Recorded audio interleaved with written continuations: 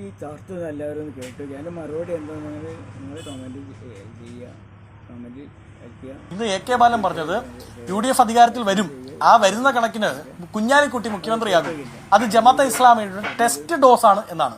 അതപ്പോൾ കുഞ്ഞാലിക്കുട്ടി മുഖ്യമന്ത്രിയാവണമെങ്കിൽ ഏതായാലും UDF അധികാരത്തിൽ വരണമല്ലോ. അപ്പോൾ UDF അധികാരത്തിൽ വരുമെന്ന് മുഖ്യമന്ത്രിയുടെ മനസാക്ഷി സൂക്ഷിപ്പുകാരൻ എ കെ ബാലന് പോലും തോന്നി തുടങ്ങിയിട്ടുണ്ട് എന്നതാണ് യാഥാർത്ഥ്യം.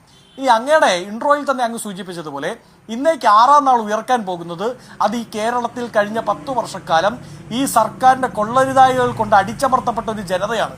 ആ ജനത ഉയർത്തെഴുന്നേറ്റ് വരുമ്പോൾ അതിന് കൈ പിടിക്കുന്നത്, അതിന് കൂട്ടുചേരുന്നത്, ആ കൈ ഉയർത്തിപ്പിടിക്കാൻ വേണ്ടി താങ്ങാവുന്നത് UDF ആയിരിക്കും എന്നതിൽ യാതൊരു സംശയവുമില്ല.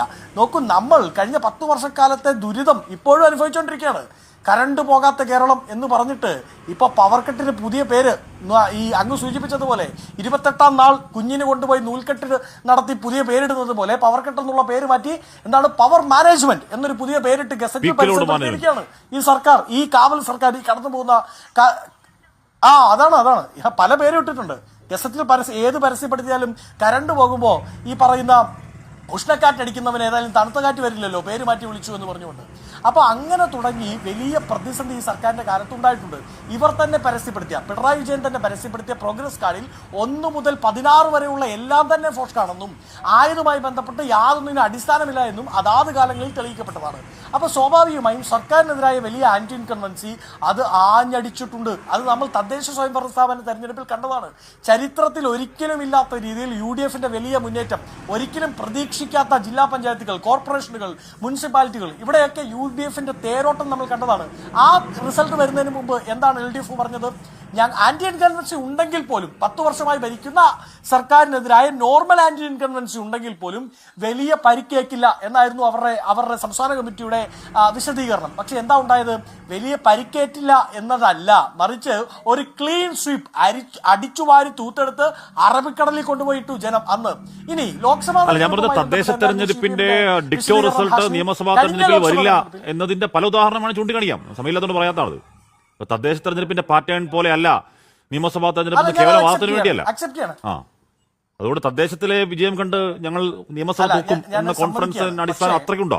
അല്ല, അവിടെ ഒരു പ്രശ്നമുണ്ട് ഹാഷ്മി. എന്താണെന്ന് അറിയാമോ? നമുക്ക് റീസെന്റ് തെരഞ്ഞെടുപ്പ് അതിനെയാണല്ലോ നമുക്ക് താരതമ്യം ചെയ്യാൻ പറ്റുക. ഞാൻ CPMന്റെ വിലയിരുത്തലുകളെയാണ് താരതമ്യം ചെയ്യാൻ ഉദ്ദേശിച്ചത്. ഒന്ന്, തദ്ദേശ സ്വയംഭരണ സ്ഥാപനത്തിൽ അവർ പറഞ്ഞ വാക്ക് അത് മാറിപ്പോയി. 2, ലോക്സഭാ തെരഞ്ഞെടുപ്പിന്റെ റിസൾട്ട് വരുന്നതിന് തൊട്ട് മുമ്പ് CPM പറഞ്ഞത് 12 സീറ്റിൽ വിജയസാധ്യത, 12 സീറ്റിൽ വിജയസാധ്യത.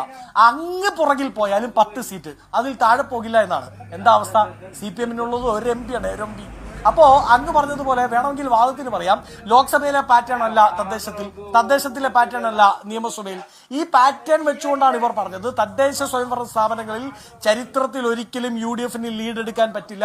തദ്ദേശ സ്വയംഭരണ സ്ഥാപനങ്ങളിലെ പാറ്റേൺ എല്ലാ കാലത്തും ഇടതുപക്ഷത്തിന് അനുകൂലമാണ്. ആ പാറ്റേൺ എന്ന വാക്ക് പോലും കേൾക്കാനില്ലല്ലോ.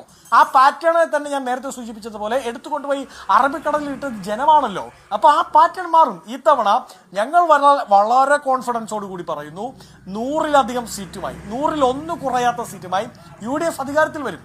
അതിന് ഞങ്ങളുടെ കോൺഫിഡൻസ് അത് പിണറായി വിജയനാണ്. കഴിഞ്ഞ 10 വർഷക്കാലം ഭരിച്ചു മുടിച്ച പിണറായിയുടെ സർക്കാരുമാണ് ഞങ്ങളുടെ കോൺഫിഡൻസ്. ആ 100 സീറ്റിൽ ഏറ്റവും കൂടുതൽ ഞങ്ങൾക്ക് കോൺട്രിബ്യൂഷൻ നൽകാൻ പോകുന്ന ഫാക്ടർ അത് സർക്കാരിനെതിരായ ജനവിരുദ്ധ വികാരമല്ല, മറിച്ച് അത് പിണറായി ഇൻകൺവൻസിയാണ്. ആന്റി ഇൻകൺവൻസി എഗനസ്റ്റ് ഗവൺമെന്റ് അല്ല, ആന്റി ഇൻകൺവൻസി എഗനസ്റ്റ് പിണറായി വിജയൻ എന്നുള്ള